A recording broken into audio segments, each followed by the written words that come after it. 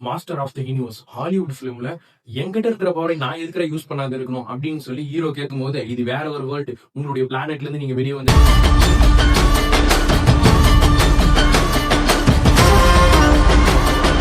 அப்படின்னு சொல்லி அவரை நிறுத்தணும் ட்ரை பண்ணும் போது அவர்கிட்ட இருக்கிற பவர் இவனுங்க புடிங்கி வச்சுட்டு பண்றாங்க பாருங்க ஒரு விஷயம்.